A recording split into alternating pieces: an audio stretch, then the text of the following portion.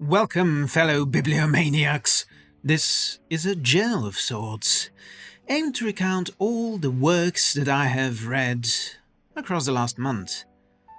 In a handful of sentences each, some will get detailed reviews on the channel, some will never be heard from again. I'll do these chronologically, from the beginning of April to its very end. The way to begin is by beginning, so let's get to it. First, Peter Parker, the Spectacular Spider-Man, Into the Twilight, by Chip Zdarsky.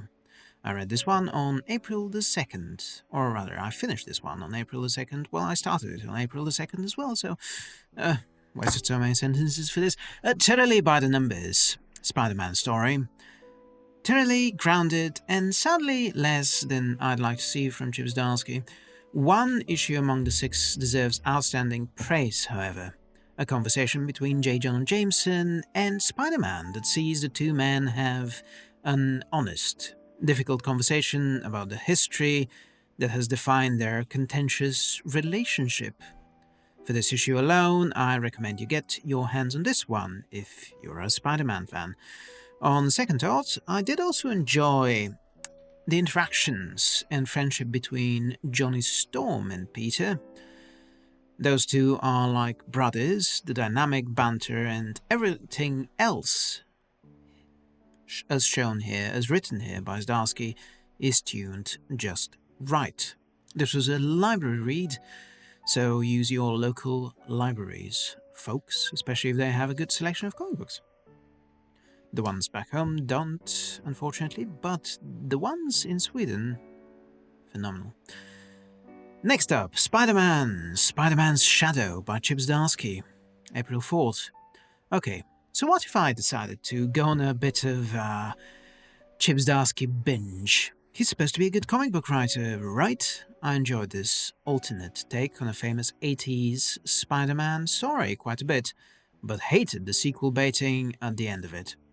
After a consult with Reed Richards, Spider-Man decides to keep the symbiote suit instead of getting rid of it. Bad things follow, bad people die, and good ones too. It was, I thought, considerably more enjoyable a read than the previous Spider-Man title I read by Zdarsky. My third read of the month was the New York Review of Books number 4, March 13th, 2025. And I'm not going to go through a newspaper's contents, but if you want to keep on top of various new book releases across just about every sphere of life, this periodical is a genuine treasure trove. Whether you are interested in politics, art, fiction, various non-fiction, you will find something that you will love here. Give it a try, the first few issues are dirt cheap. I've been subscribed for 6 years now, and I don't regret a single cent. And obviously, no one at the NYRB is paying me to tell you about it, so maybe that matters. Don't know. Next up, Harley Quinn, Volume 1 by Sam Humphries. I really enjoy Harley Quinn as a character when she's written by authors with more grounded sensibilities, but the mid-2010s were not a good time for that. Writers were still chasing the magic that made Marvel's Deadpool sell like hotcakes across half a dozen titles. Do you remember that time? Now Deadpool can barely hold on to a single ongoing. Funny how our collective humor has moved on from the quippy, asinine, almost childishness of a character like Deadpool. But those used to sell like hotcakes, and DC were obviously trying to, I think, get in on that while the going was hot. Harley is in here, likewise breaking the fourth wall, getting into cosmic trouble, negotiating between her better angels and her worst devils. I read through this volume and found it perfectly mediocre, even though it should have been more interesting. She's fighting with moral questions, trying to get a break from all of that, but not succeeding. It was fine. Genuinely, it was mediocre. The Power Fantastic by Kieran Gillen was my next read. Read that one on April 7th for about an unforgettable 45 minutes. I have dissembled at length about this one.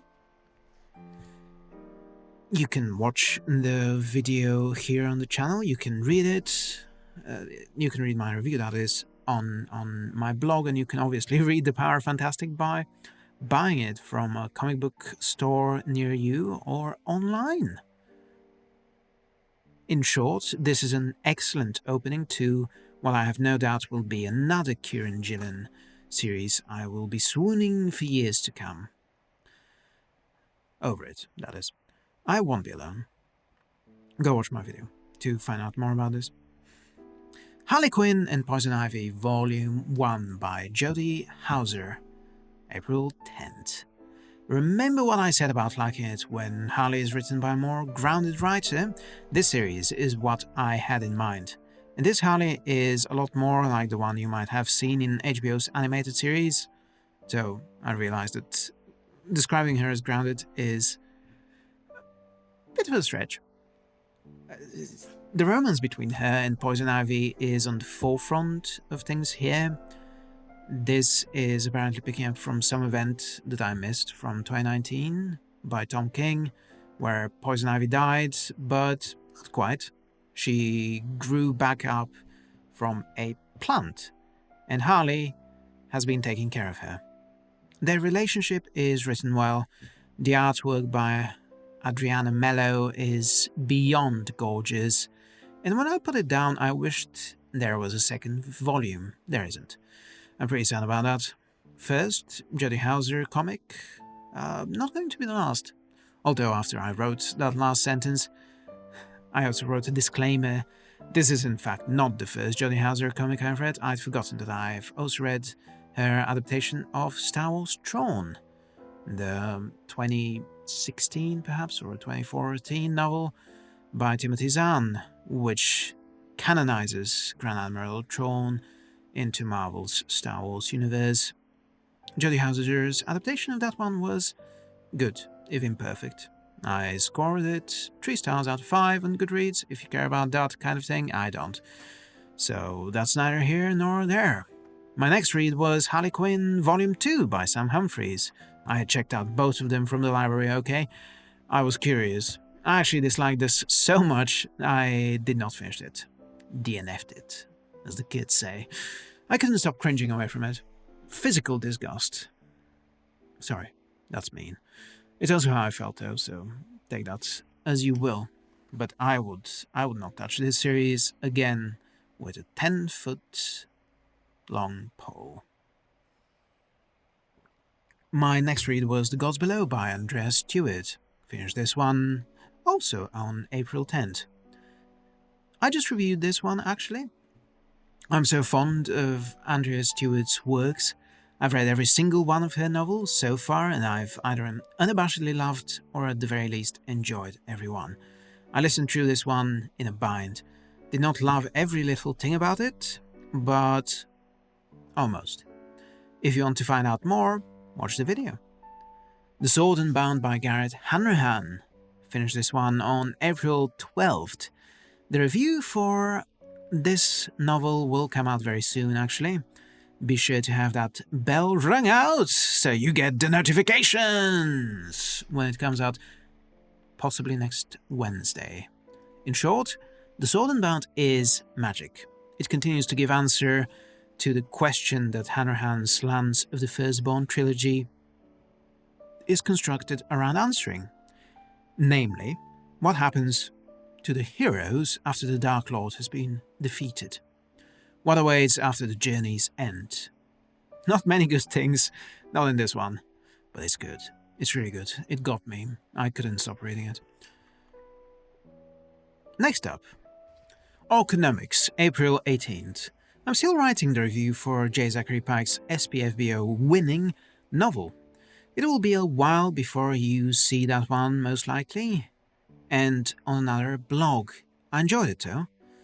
Some of the humor took a while to hit its mark. I did get the sequel audiobook as soon as I was done with Orconomics, and I'm very nearly finished with that one as of the time of writing this.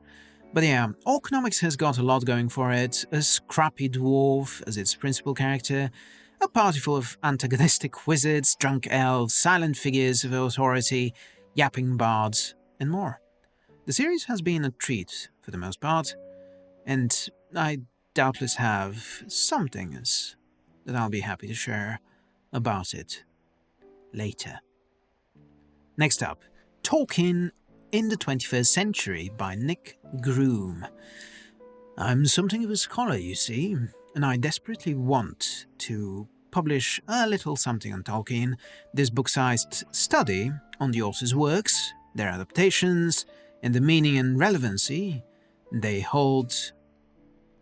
It is a special book, a font of ideas and clues for many possible studies for one, a labour of love for another, and doubtlessly a remarkable scholarly achievement that I'll consult for many years to come. Next up, Necrobane by Daniel M. Ford, April 22nd.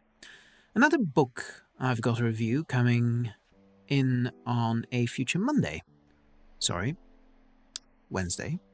I will in fact be reviewing both this novel and the first in the series, The Warden. Necrobane it has a sword and sorcery feel, and a lot of positives, and one of the most outlandish printed areas I've seen. Keep an eye on this space. I'll get to it. The Mighty Nine Origins, Jester Lavore by Sam Max, April 24th. Good grief, this was such a cute origin story for the Mighty Nine's Jester. I don't know that you'll love it if you don't care about Critical Role, the biggest actual play out there, but maybe you love animated series. The first season of the Mighty Nine will come out soon, I think at the end of the year or in January 2026, so this is in fact an excellent little treat to read in preparation for that, especially if you can find it in a library, as I did. I don't know that the 50-odd pages and a handful of bonus material in the book's back, sketches, character studies, will excuse the price if you're not either a fan or a collector. As a 20-minute read in a library in a city I'd never stepped into before, this was great fun. Gorgeous art and lovely words by Sam Maggs. So, the gorgeous art is not by Sam Maggs, obviously. I'll add it in the show notes because I forgot to check. Oh no. A Mirror Mended by Alex E. Harrow, April 28th. I actually have this one here. I haven't returned it yet from the library to the library. And Catherine Arden says that it's a vivid, subversive, and feminist reimagining of Sleeping Beauty. No, she says that about the previous novella in this series, Spindle Splintered. My bad. I just gave you a very wrong idea of what this is, so let me correct myself. This is another future review, I'm afraid, and it might be a while until I get to publishing those, even though I've got it all typed out and everything, and one of a Spindle Splintered as well. Too many novels I want to get out of the way first. A Mirror Mended you might want to read if you have a love for fairy tales. You'll want to read, obviously, A Spindle Splintered first, if you haven't, as it was the first in this series of fairy tale retelling novellas. You should put sympathy for the devil looping in the background as you read this one. It will be a great fit as you discover for yourself whether Snow White's evil queen can be rehabilitated. And last but not least, Batman Last Night on Earth by Scott Snyder. I have a deep and abiding love for the work Scott Snyder has put into redefining Batman. I grew up during his run and loved it to bits despite having had only intermittent access to it as a teenager. I'm from Eastern Europe and we don't have a single proper comic book store back home. Didn't have one anyway when I was a teenager, closer now than before, so I had to do normal teen things like piracy and reading any novel I could get my hands on. Batman Last Night sees the Dark Knight awaken in a far future world that has suffered some terrible fate, so Batman sets off, with the Joker head in a jar to fix things as only he can. Shenanigans follow as he meets old pals like Wonder Woman and various foes like an old decrepit Lex Luthor and the like. This is one of the more fun takes on a DC Universe apocalypse and post-apocalypse that I've seen, though it's also a silly one in some ways. I won't spoil though. It's not the best Scott Snyder Batman story. Those are the ones where the Dark Knight is firmly planted into Gotham's gritty noir. Or so I've always thought. I also don't love that upon meeting Poison Ivy at one point there is zero interaction between the two outside of her knocking him out. But as far as a Batman with a Mad Max-ish edge story goes, I enjoyed this one. Greg Capullo is on art duty, as he most commonly is when Snyder writes The Dark Knight. Their collaborations never failed to hit the mark for me, even if this wasn't a bullseye. Still, Batman Last Night on Earth made me feel things, including regret that I don't have a copy of my own. So that's that then. 15 titles, a bunch of them comics, a few novels, a periodical, a novella. That was my April in Bibliomania 2025. What was yours like? What did you read in April 2025? Confess your manias below. If you enjoyed this video, something like it will probably come around eventually. Let me know what you thought. Tell me about your reads. Honestly, I'd love to hear more about them. And make sure to smash that like button, subscribe, tell your friends about this, send this to your grandma, share, ring that bell for notifications, and tune in next week. Mondays for sci-fi reviews, Wednesdays for fantasy, and Fridays for miscellanea. I'll see you next time. I'm Philip Magnus, you are not. And this is Tower of Books. Bye!